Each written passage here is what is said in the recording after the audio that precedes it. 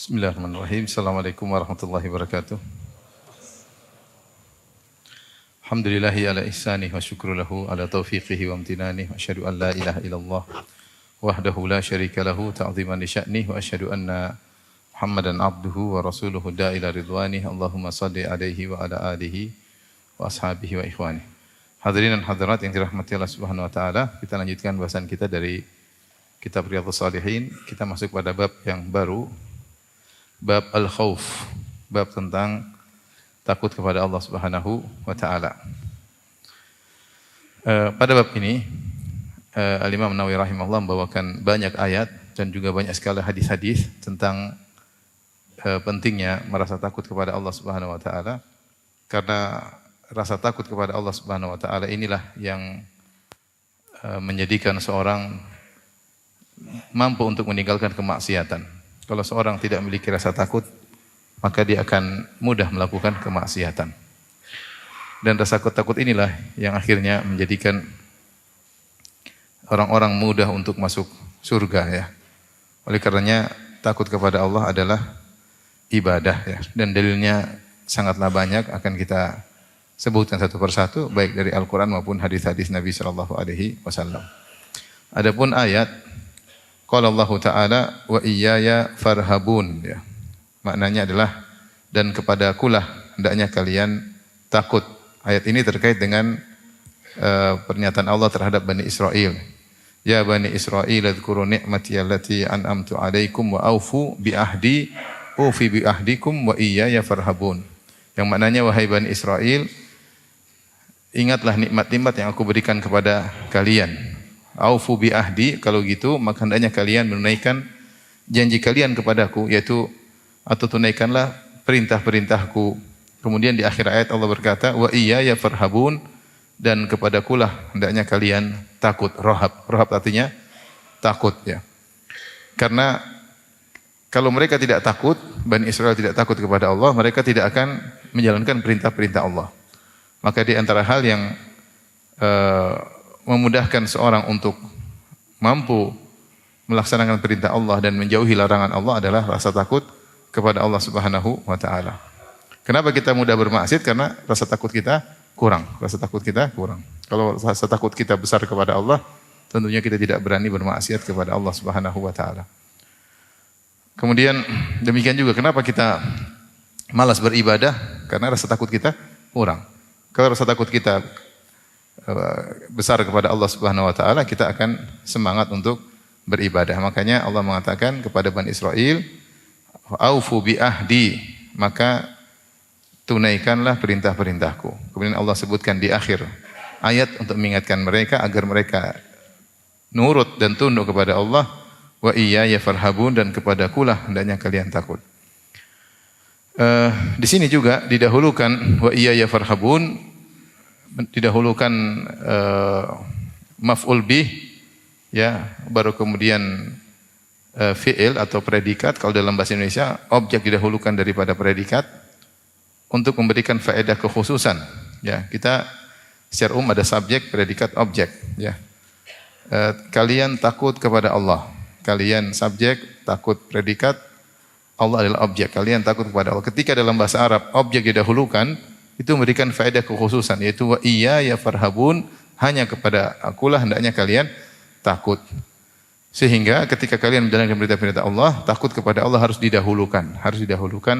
Karena sebagian orang ketika meninggalkan perintah Allah karena takut kepada makhluk dan mengalahkan rasa takut kepada Allah. Atau sebagian orang melakukan kemaksiatan karena takut kepada makhluk dan mendahulukan takut kepada makhluk daripada takut kepada Allah. Maka Allah mengingatkan, hendaknya kepadakulah kalian apa? Takut. Jadi takut kepada Allah harus didahulukan daripada yang lainnya. Kita dapati banyak orang melakukan maksiat, tapi saya takut, Ustaz, takut. Padahal perkara yang sepele, bukan suatu takut yang sangat besar, yang sangat berbahaya. Tapi bermudah-mudahan mendahulukan takut kepada makhluk daripada takut kepada Allah. Maka Allah ingatkan wa iyaya farhabun, kepadakulah hendaknya kalian takut. Wa qala ta'ala, dan ayat berikutnya, inna batasya rabbika lasyadid. Sungguhnya siksaan Rabbmu sangatlah keras. Siksaan Rabbmu sangatlah keras. Ayat ini adalah rangkaian dari surat Al-Buruj yang kita tahu was-sama'i dzatil buruj wal yaumil mau'ud wa syahidi wa masyhud. Sebagian ulama seperti disebutkan oleh Al-Qurtubi dalam tafsirnya, inna batasya rabbika lasyadid, sungguhnya siksaan Rabbmu sangatlah keras. Ini adalah jawabul qasam, jawaban dari sumpah yang Allah buka dalam surat Al-Buruj, yaitu was-sama'i dzatil buruj, demi langit yang memiliki bintang-bintang, wal yaumil mau'ud, demi hari yang telah dijanjikan, wa syahidi wa masyhud, demi yang menyaksikan dan disaksikan. Kemudian adapun firman Allah, qutila ashabul ukhdud an-nari dzatil waqud, itu semua namanya jumlah i'tiradiyah, yaitu jumlah atau kalimat-kalimat yang dimasukkan ke tengah-tengah kalimat keterangan dalam bahasa Arab, kalimat keterangan. Kemudian jawabul qasamnya adalah inna batasya rabbika lasyadid. Sungguhnya siksaan Rabbmu sangat keras. Tidak paham kan? Jadi dalam bahasa Arab, kalau kita berbicara ingin menekankan sesuatu, kita mulai dengan sumpah, ya enggak? Kita bilang demi Allah, demi bahwasanya aku begini. Kita buka dengan sumpah untuk menekankan suatu pernyataan. Karena pernyataan tersebut sangat penting dan Rasulullah sering bersumpah, walladzi nafsu Muhammadin biyadihi, demi zat yang jiwa Muhammad berada di tangannya. Seperti Rasulullah bersumpah, wallahi la yu'min, wallahi la yu'min, demi Allah. Demikian juga Allah dalam banyak ayat jika ingin menekankan sesuatu, Allah bersumpah dengan makhluk-makhluknya yang dahsyat. Di antaranya Allah bersumpah dengan langit, was-sama'i dzatil buruj, demi langit yang memiliki gugusan bintang-bintang. Wal yaumil mau'ud, demi hari yang telah dijanjikan. Wa syahidi wa masyhud, demi yang menyaksikan dan yang disaksikan. Setelah itu Allah berbicara namanya jumlah i'tiradiyah, itu hanya kumpulan pernyataan-pernyataan keterangan. In qutil ashabul ukhdud an-nari dzatil waqud idhum 'alaiha qu'ud wa hum 'ala ma yaf'aluna bil syuhud wa ma naqum minhum illa yu'minu billahil azizil hamid alladzi lahu mulku samawati wal ardi wallahu 'ala kulli syai'in syahid. Baru kemudian Allah berkata setelahnya, inna batasya rabbika lasyadid. Maksudnya dari sumpah tersebut adalah untuk menekankan bahwasanya siksaan Rabbmu sangatlah pedih.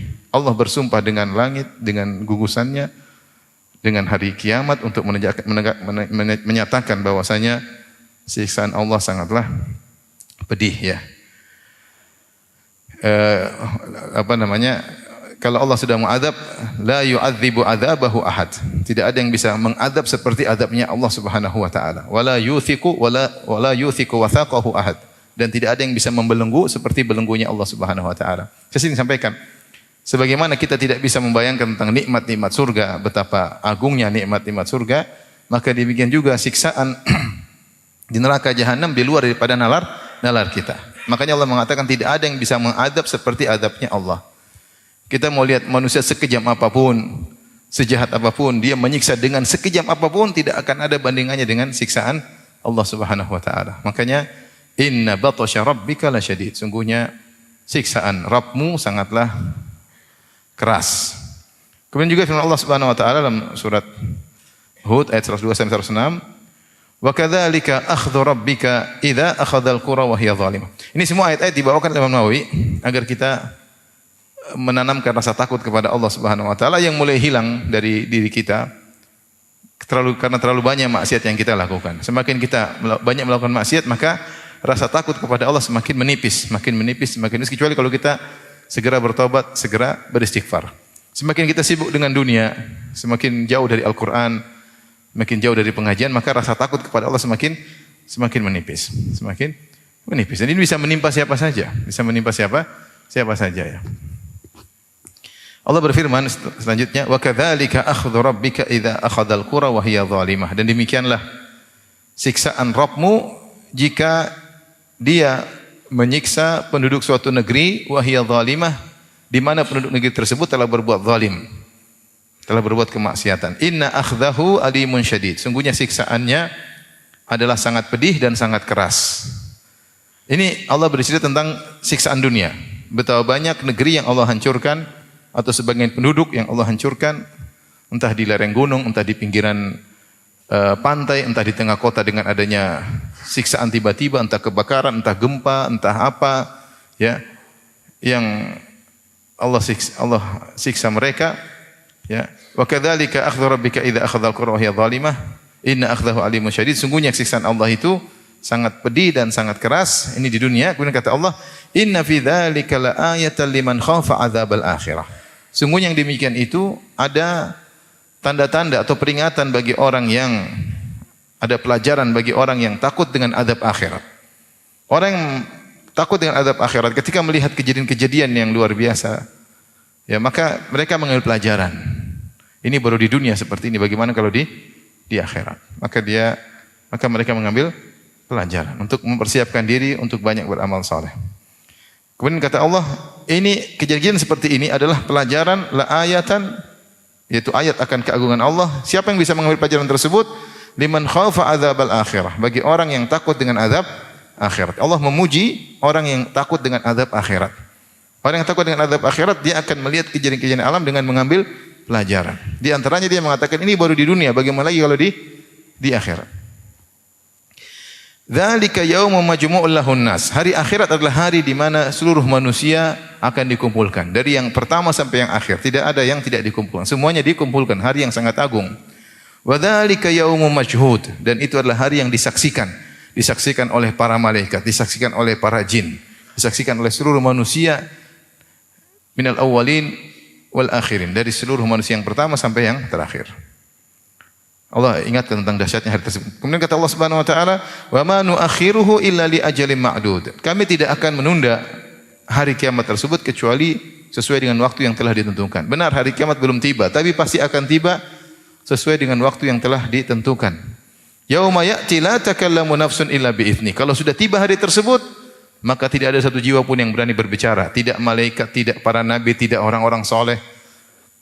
Wali-wali Allah tidak ada yang berani berbicara illa bi'idzni, kecuali dengan izin Allah Subhanahu wa taala.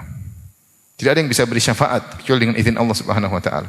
Tidak ada yang berani berbicara kecuali dengan izin Allah Subhanahu wa taala. Kenapa? Saking dahsyatnya hari tersebut. Kalau para nabi, para malaikat, orang-orang soleh, para wali tidak bisa berbicara, bagaimana lagi dengan orang-orang yang di bawah mereka, apalagi pelaku kemaksiatan, apalagi pelaku kufuran. Kemudian kata Allah, faminhum syaqiyyu wa sa'id, dan di antara mereka ada yang syaqi, yang masuk neraka, yang sengsara, wa sa'id, dan di antara mereka ada yang bahagia. Itulah kesengsaraan yang sesungguhnya, kesengsaraan di akhirat, wa sa'id, dan itulah kebahagiaan yang sesungguhnya, kebahagiaan di akhirat. Di dunia ini kita lihat orang bahagia belum tentu, hakikatnya belum tentu dia bahagia di dunia, apalagi di akhirat. Sebaliknya kita melihat orang mungkin sengsara, hidupnya susah. Dia belum tentu sengsara dalam kondisinya demikian, apalagi di akhirat. Ya, khafidhatur rafi'ah. Ya, dalam Al-Qur'an Allah menyebutkan Allah hari kiamat itu khafidhah rafi'ah, merendahkan dan mengangkat. Merendahkan maksudnya merendahkan orang yang disangka tinggi akan direndahkan oleh Allah. Allah ungkap hakikatnya. Rafi'ah, mengangkat. Hari kiamat mengangkat orang yang disangka rendah, ternyata dia apa? Tinggi. Dan banyak orang-orang seperti itu nanti pada hari kiamat. Ada orang kita sudah tahu memang dia mulia di dunia dan mulia di akhirat. Tapi ada orang-orang yang kita sangka mereka rendah, ternyata mereka tinggi di akhirat. Dan ada orang-orang yang disangka orang yang mulia di dunia, ternyata dia rendah di akhirat. Maka Allah mengatakan faminhum syaqiyyu wa sa'id, maka manusia atau jin dan manusia di antara mereka ada yang sengsara dengan sengsara yang sesungguhnya, itu masuk neraka jahanam, wa sa'id, dan di antara mereka ada yang bahagia, bagi yang sungguhnya masuk surga. Kemudian fa ammal ladzina syaqu fa fin nari lahum fiha zafiru wa syahiq.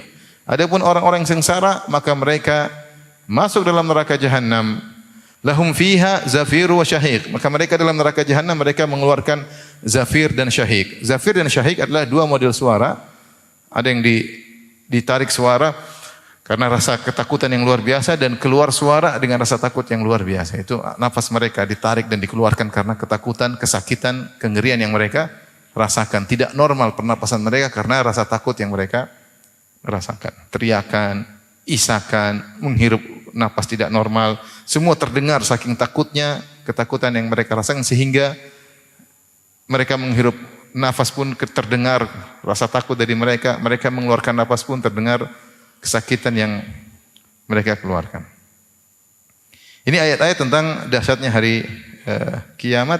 Kalau di dunia Allah bisa menyiksa dengan cara Allah, ya, yang menyakitkan, bagaimana lagi kalau di akhirat kelak. Maka beruntunglah orang-orang yang takut dengan azab akhirat. Yang ketika takut kepada azab akhirat, maka dia akan persiapkan diri untuk bertemu dengan hari tersebut. Ayat berikutnya kata Allah Subhanahu wa taala dalam surat Al-Imran, wa yuhadzirukumullahu nafsahu. Allah peringatkan kalian tentang Allah, itu takutlah kalian kepada Allah. Yaitu takutlah dengan siksaan Allah, takutlah dengan azab Allah Subhanahu wa taala. Ini ayat awalnya yauma tajidu kullu nafsin ma amilat min khairin muhdara wa ma amilat min su'in tawaddu law anna bainaha wa bainahu amadan ba'ida wa yuhadzirukumullahu nafsah wallahu raufum bil ibad. Kata Allah Subhanahu wa taala pada hari kiamat kelak, yauma tajidu kullu nafsin ma amilat min khairin muhdara, maka setiap jiwa akan mendapati semua kebaikan yang dia lakukan ada di depannya. Semua catatan terungkap. File dibuka seluruhnya. Wa ma amilat min su'in, demikian juga seluruh keburukan yang dia lakukan akan terungkap. Yang mungkin sudah dilupakan oleh setiap orang. Saking banyaknya kebaikan mungkin dia lupa, dan demikian juga saking banyaknya keburukan yang dia lakukan dia juga lupa. Tapi semuanya akan diingatkan oleh Allah, semua file terbuka dan dia lihat di hadapan matanya. Yauma tajidu kullu nafsin ma amilat min khairin muhdara. Setiap jiwa akan melihat kebaikan hadir di hadapan matanya, seluruh kebaikan yang dilakukan, wa ma amilat min su', dan seluruh keburukan yang dilakukan akan nampak di hadapannya. Sehingga dia berangan-angan kalau seandainya antara dia dan hari kiamat ada jarak yang lama, dia tidak ingin ketemu hari kiamat. Kenapa? Dia menyesal. Dia menyesal. Kenapa? Karena keburukannya lebih banyak daripada apa? Kebaikannya. Dan hari tersebut adalah hari penyesalan. Sehingga Allah mengatakan tawaddu law anna bainaha wa bainahu amadan ba'ida. Dia berharap seandainya ada jarak yang jauh antara dia dengan hari kiamat, sehingga dia bisa memperbaiki dirinya, atau dia tidak ingin ketemu dengan kondisi yang mengerikan seperti ini. Dan itulah hari penyesalan, ya. Wa yauma ya'addu adh-dhalimu 'ala yadayhi, orang kafir akan bagi tangannya. Banyak orang menyesal pada hari tersebut. Di akhir ayat Allah mengatakan wa yuhadzirukumullahu nafsah. Maka Allah ingatkan kalian agar waspada dengan Allah Subhanahu wa taala. Jangan kalian lalai. Kalian harus takut kepada Allah Subhanahu wa taala. Setiap yang kalian lakukan akan dihadirkan pada hari kiamat kelak. Tentunya ketika orang ingat dengan hari kiamat, dia akan waspada dalam menjalani kehidupan ini. Waspada dalam berucap, waspada dalam berkomentar, waspada dalam melihat, waspada dalam mendengar. Kalau dia ingat akan hari kiamat. Karena dia tahu semua yang dia lihat, semua yang dia dengar, semua yang dia tuliskan, semua yang dia torehkan akan dihadirkan pada hari kiamat kelak, ya. Apa yang dia sudah lihat meskipun dia delete, apa yang dia sudah dengar meskipun sudah dia delete akan dihadirkan lagi, ya, dihadirkan lagi pada hari yang dahsyat tersebut. Maka Allah ingatkan wa yuhadzirukumullahu nafsah. Maka Allah ingatkan kalian waspada, hendaknya waspada terhadap Allah Subhanahu wa taala. Kemudian Al-Imam Nawawi rahimahullah membawakan ayat berikutnya juga tentang dahsyatnya hari kiamat. Kata Allah Subhanahu wa taala, "Yauma yafirrul mar'u min akhihi wa ummihi wa abihi wa sahibatihi wa banihi likulli imri'in minhum yauma idzin sya'nu yughni." Hari di mana seorang akan lari dari saudaranya, akan kabur dari ibunya, akan lari dari ayahnya, lari dari istrinya, lari dari anak-anaknya. Kenapa? Likulli imri'in minhum yauma idzin sya'nu yughni, masing-masing akan sibuk dengan urusannya masing-masing. Ini tentang hari kiamat. Allah berfirman di akhir surat Abasa, fa idza ja'atis sakhah, tatkala ditiupkan sangkakala, yauma yafirrul mar'u min akhi, maka seorang akan lari dari orang-orang terdekatnya, orang-orang yang paling dekat, yang sering menolongnya, yang paling diharapkan. Siapa orang yang paling dekat dengan kita, yang paling kita cintai, yang paling kita harapkan? Ya, saudara kandung kita, ibu kita, bapak kita, istri kita, anak-anak kita. Inilah orang-orang yang paling dekat dengan kita, yang paling kita harapkan pertolongan mereka, atau kita ingin dekat dengan mereka di hari-hari dahsyat. Ternyata orang-orang tersebut kita akan kabur dari mereka. Kita tidak mau bertemu dengan mereka. Kata Allah, yauma yafirrul mar'u min akhi, seorang akan kabur dari saudaranya. Dia tidak ingin ketemu ibunya. Kabur, yafirru, itu kabur dari ayahnya, kabur dari ibunya. Tidak mau ketemu istrinya, tidak mau ketemu anak-anaknya. Kenapa? Dia sedang sibuk dengan urusannya. Dia enggak mau diganggu oleh Tidak mau diminta tolong sama anaknya, sama istrinya, dia nggak peduli. Padahal orang-orang yang paling dekat dengan dia. Ini pendapat kebanyakan ulama. Saking sibuknya dengan dia urusannya, karena dia dibuat ingat dengan masa lalunya. Sekarang kita mungkin lupa dengan banyak hal. Mungkin pernah zalim sama orang, atau pernah ngatain orang. Tapi nanti kalau tiba hari kiamat, kita dibuat ingat. Yauma yatadzakkarul insanu ma sa'a. Hari di mana manusia ingat seluruh yang pernah dia lakukan. Ketika terbayang akan apa yang dia lakukan, dan dia tahu ini adalah hari pembalasan, dia takut. Nanti gimana, saya pernah begini. Ketakutan menyelimuti dirinya sehingga dia tidak mau diganggu, dia sedang mengurusi dirinya sendiri. Maka kalau ada lihat anaknya dia kabur, lihat istrinya dia kabur. Lihat bapaknya, ibunya, kakaknya, adiknya dia tidak mau ketemu. Ini tafsir dari banyak kalangan ulama bahwasanya dia ingin mengurusi urusannya karena terlalu beban berat yang dia rasakan sehingga tidak mau dengan ketemu orang tersebut. Dia takut diganggu oleh mereka. Pendapat yang lain juga ada yang mengatakan dia kabur dari mereka karena dia tidak mau dituntut. Karena dalam kehidupannya di dunia mungkin dia tidak menunaikan hak istrinya, ada hak istrinya yang kurang dia tidak tunaikan. Atau seorang wanita tidak menunaikan hak suaminya. Dan itu banyak terjadi. Hak orang terdekat kita tidak kita tunaikan. Hak anak kita tidak kita tunaikan, tidak kita didik dengan baik, tidak kita arahkan, kita jor-joran, kita menyenangkan mereka malah menjerumuskan mereka. Kita tidak menunaikan hak ayah, hak ibu, kita tidak perhatian sama kakak adik kita. Nah, seorang pada hari kiamat kelak tidak mau dituntut oleh mereka. Dia sudah berat menghadapi penderitaan. Kalau ketemu dengan orang-orang dekat tersebut, dia akan dituntut lagi. Maka lebih baik dia kabur. Dia tidak mau dituntut. Ini tafsir sebagian ulama. Kenapa dia kabur? Karena tidak ingin dituntut oleh orang-orang terdekatnya. Karena dia tahu selama di dunia, dia belum menunaikan hak-hak orang-orang terdekat tersebut. Kalau kita renungkan diri kita. Sudahkah hak istri kita tunaikan sesuai dengan yang diperintahkan oleh Rasulnya? Belum tentu. Belum tentu. Sudahkah hak anak-anak kita tunaikan yang sesuai dengan perintah oleh Rasulnya? Belum tentu. Kita sibuk, nggak ngarahin mereka, cuekin mereka. Apalagi hak kedua orang tua. Sudah pasti kita kurang dalam menunaikan hak kedua orang tua. Kakak adik, apa kita ada perhatian sama mereka, ngobrol sama mereka? Kita ziarah ke tempat mereka, ada perhatian. Mungkin banyak hak mereka yang tidak kita tunaikan. Kita dekat sama orang-orang, tapi sama kakak adik tidak kita pedulikan. Bahkan mungkin ribut sama kakak dan adik. Maka kemungkinan seorang kabur dari orang terdekatnya sangat besar. Karena dia tahu dia akan dituntut oleh mereka. Intinya ini hari yang sangat mengerikan. Maka dibawakan oleh Imam Nawawi rahimahullah ta'ala agar kita takut dengan hari tersebut. Kemudian masih Imam Nawawi rahimahullah ta'ala membawakan ayat-ayat tentang hari kiamat. Beliau bawakan ayat dalam surat Al-Hajj. Ayat pertama, ayat kedua sampai ayat kedua. Kata Allah Subhanahu wa taala, "Ya ayyuhan nasu taqu rabbakum." Wahai manusia sekalian, takutlah kepada Rabb kalian. Takutlah kepada Rabb kalian. Inna zalzalatas saati syai'un 'azim. Sungguhnya goncangan yang terjadi pada hari kiamat itu gempa, goncangan bumi, kemudian gunung yang lepas dari pasaknya kemudian berhantaman dengan gunung yang lain, hari yang sangat dahsyat. Syai'un 'azim adalah perkara yang sangat dahsyat. Ya, kita gempa di dunia saja mengerikan ya. Belum lagi kalau gempa pada hari kiamat. Ya.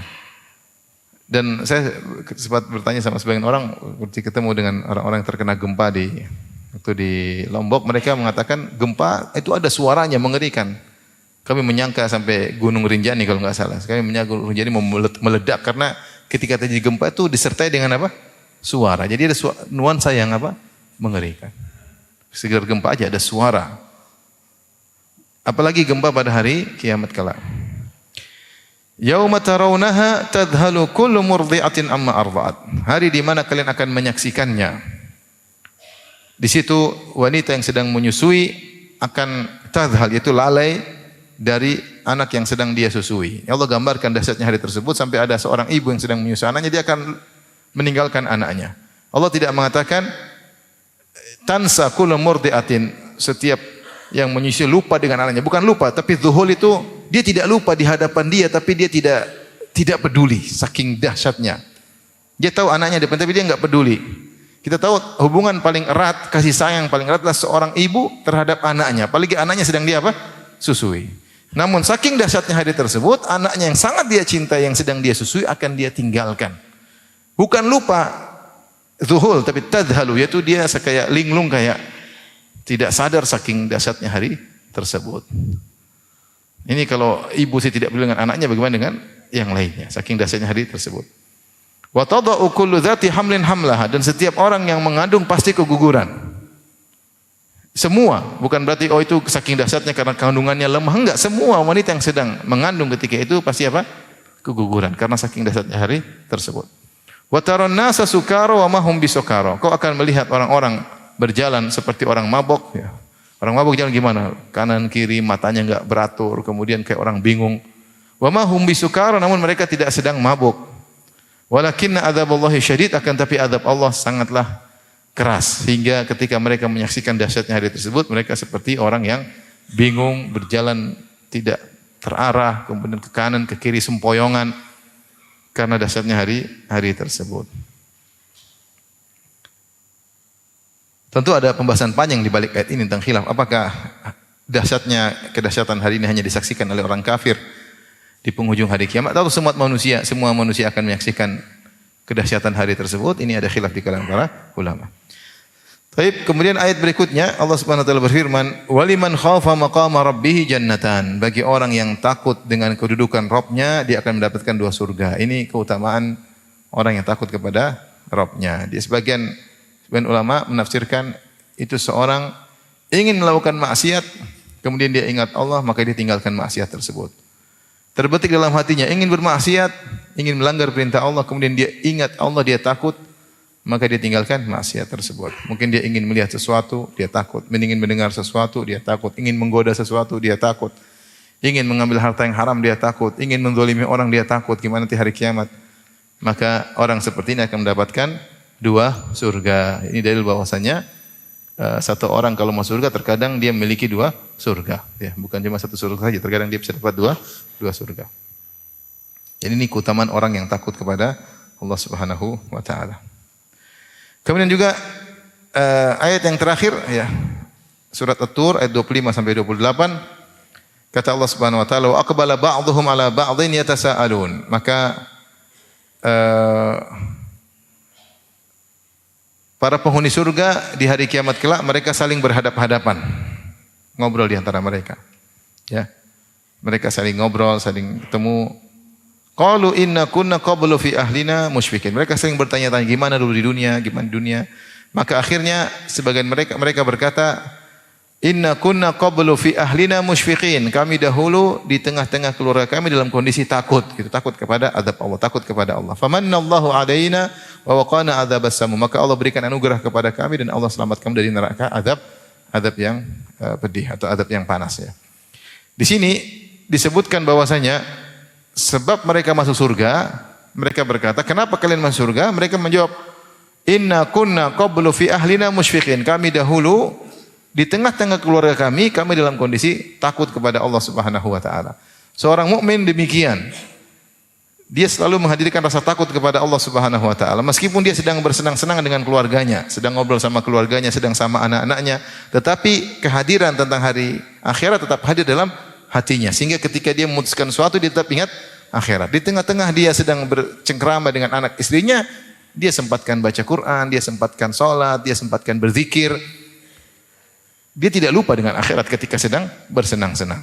Maka dia mengatakan, inna kunna qablu, kami dahulu di dunia fi ahlina, di tengah keluarga kami musyfiqin, dalam kondisi takut. Maksudnya ketakutan mereka luar biasa, sampai dalam kondisi sedang sama keluarga pun masih ada rasa takut, apalagi kalau dalam kondisi sedang ibadah. Lain halnya dengan orang-orang penghuni neraka jahanam. Allah berfirman, fa amma man utiya kitabahu wara'a dhahri. Adapun orang yang diberikan catatan amalnya dari belakangnya, itu orang kafir, ya. Fasaufa yad'u thubura, maka dia akan berteriak, celaka aku, wa yasla sa'ira, dia akan masuk dalam neraka jahanam. Kata Allah, innahu kana fi ahlihi masrura. Dia dulu senang-senang di tengah keluarganya. Ini beda. Sekarang kita compare antara orang beriman di tengah keluarganya, dia masih ingat akhirat. Masih ada rasa takut. Adapun orang kafir ini, innahu kana fi ahlihi masrura. Dia dulu senang-senang ketika di dunia. Sudah sama anak istri, sudah lupa dengan, dia enggak pikir akhirat, melakukan seenaknya. Ya. Jadi ketika lupa dengan akhirat membuat seorang mudah terjerumus dalam kemaksiatan. Sehingga ketika dia takut kepada Allah, al-jaza' min jinsil amal, di dunia dia takut kepada hari akhirat, maka di akhirat Allah akan mengamankan dia dari rasa takut tersebut. Allah akan mengamankan dia dari rasa takut tersebut. Ini semua ikhwan dan akhwat yang rahmatillah subhanahu wa ta'ala, ayat-ayat yang dibawakan oleh Imam Nawawi rahimahullahu ta'ala tentang rasa takut kepada Allah adalah ibadah. Kemudian Imam Nawawi berkata, wal ayatu fi hadzal babi katsiratun jiddan. Ayat-ayat tentang bab ini, tentang rasa takut kepada Allah, sangatlah banyak. Kata beliau, sangatlah banyak. Enggak mungkin kita mau sampaikan semua. Ya, terlalu banyak ayat-ayat untuk menunjukkan rasa takut kepada Allah Subhanahu wa taala. Wal gharadu al-isyaratu ila ba'dihha wa qad hasal. Dan tujuan kami adalah untuk memberi isyarat kepada sebagian ayat-ayat tersebut tentang rasa takut kepada Allah dan sudah cukup. Sebagian ini sudah cukup banyak. Kalau mau dicantumkan semuanya terlalu banyak ayat, mungkin ratusan ayat, banyak sekali ayat-ayat yang memerintahkan untuk takut kepada Allah Subhanahu wa taala. Setelah selesai dari menyebut ayat-ayat, beliau mengatakan, wa ammal ahaditsu, adapun hadis-hadis, fa katsiratun jiddan. Hadis-hadis yang menyuruh untuk takut kepada Allah maka sangatlah banyak. Fa nadzkuru minha tarfan, kami akan menyebutkan sebagian saja, tidak seluruhnya tentunya sangat banyak. Wabillahi taufik, dan taufik hidayah petunjuk di tangan Allah Subhanahu wa taala. Baik, kita mulai menyebut tentang hadis-hadis. Ayat yang sering kita baca, lam yakunil ladzina kafaru min ahlil kitab, innal ladzina amanu lam yakunil ladzina kafaru min ahlil kitab wal musyrikina munfakina hatta ta'tumul bayyinah. Rasul terus gimana? Innal ladzina amanu wa amilus solihati lahum jannatun tajri min tahtihal anhar khalina fiha abada. Terus ulaika hum khairul bariyah. Kemudian radhiyallahu anhum wa radu'an, di akhir ayat apa? Dzalika liman khasyya rabbah. Orang-orang terbaik yang beriman kepada Allah dan hari akhirat, yang beramal saleh, siapa? Mereka mendapatkan surga. Dzalika liman khasyya rabbah. Itu semua untuk orang yang takut kepada Rabb-nya, yang takut kepada Rabb-nya. Baik, kita masuk pada hadis yang pertama. Ani bin Mas'ud radhiyallahu anhu, dari Ibnu Mas'ud radhiyallahu anhu qala, beliau berkata, haddatsana Rasulullah sallallahu alaihi wasallam wa huwa shadiqul masduq. Ya. Syekh Utsaimin ketika menyebutkan tentang bab takut kepada Allah Subhanahu wa taala, beliau menyebutkan kita atau orang-orang, jangankan pelaku maksiat, orang-orang yang melakukan amal soleh pun takut kepada Allah. Ada banyak sisi yang buat kita takut kepada Allah Subhanahu wa taala. Pertama, kita takut kalau kita terjerumus dalam maksiat. Kita takut karena tidak selalu kita taat kepada Allah. Betapa sering kita terjerumus dalam kemaksiatan, ya. Maksiat mata, maksiat telinga, maksiat hati, maksiat lisan, ya. Maksiat karena tidak menunaikan hak orang-orang terdekat kita, maksiat banyak, maksiat terkait dengan orang lain, terkait dengan diri sendiri. Kita takut kepada Allah. Yang kedua, mungkin kita beramal soleh, tapi kita takut ternyata amal soleh kita dicampuri dengan ujub, rasa bangga, rasa sombong. Bisa jadi, ya, ini juga membahayakan. Ya. Atau kita beramal soleh tapi ternyata kita ria, ya. Ini juga. Sehingga kita takut amal soleh kita tidak diterima oleh Allah Subhanahu wa ta'ala. Ya. Siapa yang bisa jamin? Kita enggak tahu. Kita pun takut bagaimana dengan penghujung kita enggak tahu. Ya, hati ini berbolak-balik. Ya. Hati ini berbolak-balik. Itulah sebagian orang tadinya soleh ternyata di penghujungnya kacau. Ya. Penghujungnya apa? Kacau. Tadinya baik-baik kemudian terjerumus dalam berbagai macam kemaksiatan. Oleh karenanya banyak hal yang meskipun kita melakukan, taruhlah kita sholat 5 waktu, kita puasa Ramadan, tetap kita tidak pede karena banyak hal yang bisa membuat kita takut kepada Allah Subhanahu wa taala. Di antara hadis yang mengingatkan akan hal ini adalah hadis yang kita bahas sekarang ini. Kata Ibnu Mas'ud radhiyallahu taala anhu, haddatsana Rasulullah sallallahu alaihi wasallam, Rasulullah sallam menyampaikan kepada kami, wa huwas shadiqul masduq, dan dia adalah yang benar dan dibenarkan. Ibnu Mas'ud radhiyallahu anhu membuka hadis ini dengan perkataannya, wa huwas shadiqul masduq, Rasulullah sallam adalah yang benar dan dibenarkan karena dia akan menyampaikan dua hal yang gaib tentang masalah janin, dan itu gaib apalagi zaman dahulu. Orang tidak tahu tidak tahu kedokteran seperti zaman sekarang medis. Yang kedua juga terkait dengan takdir, ya. Sehingga ini hal-hal yang perlu diingatkan oleh Ibnu Mas'ud bahwasanya saya telah menyampaikan kepadaku pembawa berita yang dia jujur dan dia dibenarkan, yaitu Rasulullah sallallahu alaihi wasallam. Apa yang dikabarkan oleh Nabi sallallahu alaihi wasallam? Rasulullah SAW bersabda, "Inna ahadakum yujma'u khalquhu fi batni ummihi arba'ina yawman nutfatan thumma yakunu 'alaqatan mithla dzalik thumma yakunu mudghatan mithla dzalik." Sungguhnya penciptaan kalian sungguhnya salah seorang dari kalian dikumpulkan penciptaannya dalam perut ibunya selama 40 hari. Selama 40 hari itu berupa dari nutfah, dari apa? Air mani yang bercampur dengan sel ovum, kemudian berubah menjadi alaqah, yaitu segumpal darah ya, yang menempel di rahim, kemudian mudghah, segumpal daging ya. Proses semuanya dalam 40 hari. Tsumma yursalul malak ya. Dalam Al-Qur'an Allah mengatakan tsumma ansha'nahu khalqan akhar. Kemudian kami jadikan dia dengan bentuk yang baru, yang cepat prosesnya. Setelah 40 hari ke atas maka prosesnya apa? Cepat. Taib tsumma yursalul malak. Kemudian dikirimkanlah malaikat. Fayanfukhu fihi ruh, maka malaikat pun meniupkan apa? Ruh kepada janin tersebut. Wa yu'maru bi arba'i kalimat. Dan kemudian malaikat diperintahkan untuk mencatat 4 perkara. Bikat bi rizkihi, dicatat tentang rizkinya, wa ajalihi, dan ajalnya, rizkinya seberapa, ajalnya sampai kapan, wa amalihi, amalnya, apa saja perbuatannya, wa syaqin au sa'id. Yang keempat, apakah dia masuk neraka atau masuk surga. Sudah dicatat semuanya. Kemudian kata Ibnu Mas'ud, kata Rasulullah SAW, "Fawalladzi la ilaha ghairuhu," demi zat yang jiwaku berada demi zat yang tidak ada sembahan yang berhak disembah kecuali Allah, yaitu Allah, kecuali Dia. "Inna ahadakum la ya'malu bi amali ahlil jannah." Sungguhnya salah seorang dari kalian sungguh-sungguh mengerjakan amalan penghuni surga, hatta ma yakunu bainahu wa bainah illa dhira', sehingga jarak dia dengan surga hanya tinggal sehasta. Itu sudah dekat. Fayasbiqu alaihil kitab, namun dia sudah kedahuluan takdir, kitab takdir.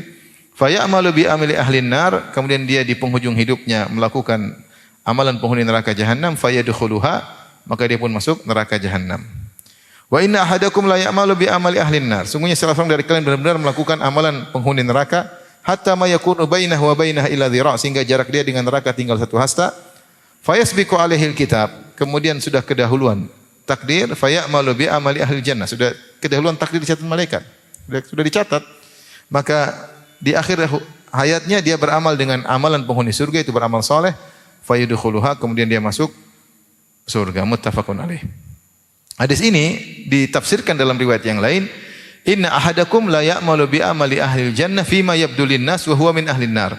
Sungguhnya salah seorang dari kalian melakukan amalan penghuni surga yang menurut penglihatan manusia, padahal dia penghuni neraka jahanam. Jadi ada orang-orang yang dia sepertinya melakukan amal soleh, kita lihat dia melakukan soleh, ternyata dia hatinya bermasalah, dia ujub, dia riya, dia sombong. Di penghujungnya kemudian dia melakukan amal penghuni neraka, kemudian masuk apa? Neraka jahanam. Ya. Hadis ini menceritakan tentang takdir, bahwa siapa yang sudah ditakdirkan masuk neraka pasti masuk neraka dengan sebab-sebab yang sudah ditentukan. Siapa yang ditetapkan masuk surga, dia pasti masuk apa? Surga. Meskipun mungkin di awalnya dia melakukan kemaksiatan, tapi Allah sudah mentakdirkan dia surga, akan ada sebab-sebab yang membuat dia akhirnya bertobat dan sadar, akhirnya masuk surga. Dan kalau ada orang dicatat masuk neraka, mungkin pertama dia Islam, kemudian ada sebab-sebab yang dilakukan sehingga dia mungkin ujub, mungkin dia syahwat, akhirnya murtad, mungkin dia akhirnya masuk neraka, atau su'ul khatimah. Dan itu semuanya terjadi. Itu semua apa? Terjadi.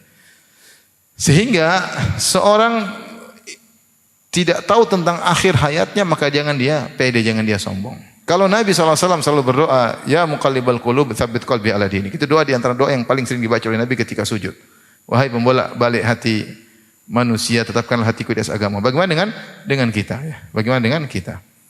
Kita enggak tahu bagaimana penghujung kita. Ya. Alhamdulillah kita hanya husnudzon kepada Allah. Semoga dengan kegiatan kita yang sedikit ini, amal soleh sedikit ini yang entah diterima atau tidak, Allah mudahkan kita terus demikian sampai akhir hayat. Tapi kita enggak tahu, maka seorang jangan terlalu pede dengan apa yang dia rasakan sekarang. Tidak tahu bagaimana penghujung seseorang, ya, penghujung seseorang. Dan sebaliknya, jangan putus asa juga kepada seorang, kepada saudara yang mungkin pelaku maksiat. Tidak tahu bagaimana penghujungnya. Siapa tahu dia sadar di penghujung hayat. Dan dua-duanya ada contohnya dalam sejarah. Dua-duanya ada contohnya. Ada yang bergelimang dengan kebaikan-kebaikan di penghujung hayatnya masuk neraka. Seperti kisah perang Uhud. Dalam kisah perang Uhud ada dua kejadian yang luar biasa. Yang satu hebat dalam bertempur sehingga sahabat memuji di depan Nabi SAW. Kata para sahabat, lihat si fulan luar biasa hebat bertempur. Kata Nabi, huwa min ahlin nar, dia penghuni neraka. Sampai ada seorang sahabat penasaran, kok bisa Nabi bilang dia penghuni neraka padahal dia begitu hebat dalam pertempuran. Akhirnya dia ikuti. Dan ternyata orang ini benar, dia terluka parah banyak. Ternyata dia tidak kuat menahan rasa sakitnya, maka dia tegakkan pedangnya, kemudian dia tindihkan dadanya, dia bunuh diri. Dia bunuh diri di akhir apa? Hayatnya. Siapa yang tahu iman seorang goyang di tengah-tengah seperti itu? Tadinya luar biasa, berani mati, begitu terluka parah dia tidak kuat. Di saat itu setan menggodanya, kemudian dia tidak kuat, akhirnya dia apa? Bunuh diri. Dan itu semua pasti ada dampak sebelumnya. Bukan tiba-tiba begitu, enggak mungkin. Pasti ada sebab-sebab sebelumnya. Makanya ketika Allah berfirman tentang orang-orang yang kabur pada perang Uhud, kata Allah Subhanahu wa taala, "Innal ladzina tawallaw minkum yaumal taqal jam'ani, innamastazallahum asyaitanu bi ba'dhi ma kasabu wa laqad afa ankum." Kata Allah Subhanahu wa taala, sungguhnya orang-orang yang kabur di antara kalian dari perang Uhud. Perang Uhud lagi berkecamuk, mereka kabur.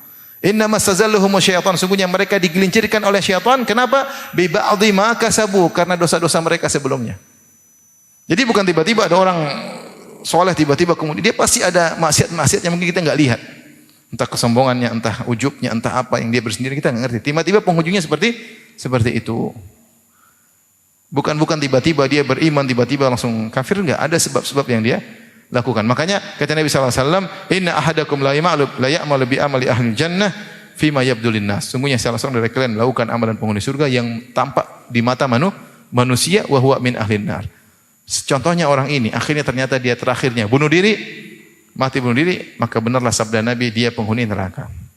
Dan sebaliknya ada seorang bernama Al-Usairim dari Bani Abdul Ashhal, yang ketika penduduk Madinah semua masuk Islam, dia enggak masuk Islam. Dia tidak masuk Islam. Ketika terjadi perang Uhud, tiba-tiba ada hidayah. Mungkin dia baik atau apa, ada hal yang buat dia dapat hidayah di akhir hayatnya, kemudian dia ikut perang, kemudian dia meninggal dunia, ditanya, engkau berperang ini karena membela sukumu, karena penduduk Madinah diserang, atau karena Islam? Dia bilang karena Islam. Maka Rasulullah mengatakan dia masuk surga, padahal lam yasjud lillahi sajdah. Dia belum pernah sujud meskipun apa? Sekali. Ya. Itu pasti ada juga sebab-sebab sebelumnya yang buat dia akhirnya seperti itu ya. Seperti kisah perang antara Khalid bin Walid ketika melawan pasukan Romawi. Ada salah seorang dari panglima Romawi pun yang datang, "Wahai Khalid, benar enggak kalau orang masuk Islam sekarang kemudian dia meninggal dia masuk surga?" Kata Khalid, "Iya." Akhirnya dia masuk Islam, kemudian membela kaum muslimin melawan orang Romawi, dia meninggal dunia. Baru masuk Islam, belum sempat apa, mungkin cuma sholat ketika itu sebentar, kemudian meninggal dunia. Jadi karena kita tidak tahu bagaimana penghujung kita, ikhwan dan akhwat, maka tidak usah terlalu pede. Tidak usah terlalu apa? Pede ya. Tidak usah terlalu pede. Saya sudah berapa kali sampaikan tentang kisah seorang ulama yang terkenal di Arab Saudi, menulis buku akidah sampai semua orang memujinya. Terlalu banyak ulama-ulama yang menulis qasidah, sajak-sajak, puisi-puisi memuji dia, saking hebat buku yang dia tulis. Membantah ahlul bidah, membantah kesyirikan, membantah paganisme, dia bantah dengan akal dia yang sangat cerdas. Di penghujungnya dia menulis buku judulnya Hadhihi al-Aglal, syariat itu hanyalah belenggu. Itu terakhir sebelum meninggal dia tulis buku judulnya apa? Hadhihi al-Aglal. Syariat itu hanyalah apa? Belenggu yang membelenggu seorang. Sehingga sebenarnya mengatakan dia murtad gara-gara tulis buku tersebut. Kok bisa? Ya, ada sesuatu pasti. Enggak mungkin tiba-tiba demikian.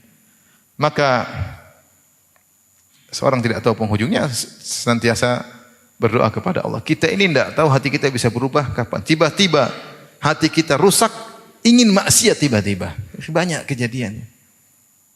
Saya dapat bercerita baru, subhanallah. Kisah menyedihkan. Dan ini beberapa kisah. Tapi salah satunya ada suami istri udah ngaji lama. Istri sudah bercadar, suami juga sudah ngaji. Tahu-tahu istrinya mungkin main medsos, ketemu dengan pacar lamanya, CLBK. Cinta lama bubarin keluarga. Subhanallah.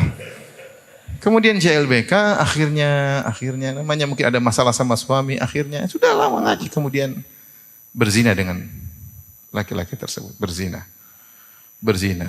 Akhirnya ketahuan suaminya tegur. Akhirnya dia ingin mengakhiri perzinahan tersebut, ketemu terakhir dengan pacar lamanya tersebut dan mungkin dia ingin berhenti, pacar lamanya tersebut tidak terima, akhirnya kalau nggak salah dibunuh atau dicekik. Subhanallah, udah lama ngaji dan itu tidak ada yang jamin. Mau ikhwan mau akhwat nggak ada yang jamin. Karena syahwat bisa bergejolak kapan saja membuat kita lupa dengan dalil-dalil, kemudian mengedepankan syahwat daripada iman. Lagi turun orang melakukan maksiat ya. Saya punya teman juga dulu di Madinah, subhanallah. Udah mungkin umur udah 45 atau 40, udah tua lah. Sudah tua, maksudnya lebih tua dari saya. Tiba-tiba dia mimpi, dia bilang, Ustaz Firanda, saya mimpi buruk. Dia kerja di Saudi. Mimpi buruk tentang istri saya. Subhanallah, dia pulang kemudian ternyata istrinya apa? Selingkuh gara-gara main apa? Facebook, CLBK. Kemudian akhirnya cerai. Maksud saya tidak ada yang jamin kita pun udah ngaji-ngaji tahu-tahu dengar syubhat, tahu-tahu dengar perkataan orang-orang liberal, betul juga ya. Wah, betul juga ini bisa kufur, hati-hati. Ya, ternyata semua masuk surga, ternyata begini, ternyata mudah sekali. Ngeri, maksudnya kita ini enggak ada yang jamin iman kita, baik syahwat maupun apa? Syubhat. Maka enggak usah terlalu apa? Hidup terlalu pede-pede banget. Sudahlah, kita sama-sama belajar, sama bertakwa, minta petunjuk kepada Allah. Tiap hari bilang ihdina siratal mustaqim. Karena kesombongan, keangkuhan itu terkadang buat kita tergelincir. Apakah dalam syahwat ataukah dalam syubhat. Ya. Dan syubhat akan terus bergulir, apalagi zaman apa? Sekarang ini. Orang menyerukan syubhat banyak yang buat orang akhirnya ragu dengan pokok-pokok akidahnya. Wallahu a'lam bishawab, demikian saja. Insyaallah kita lanjutkan pekan depan.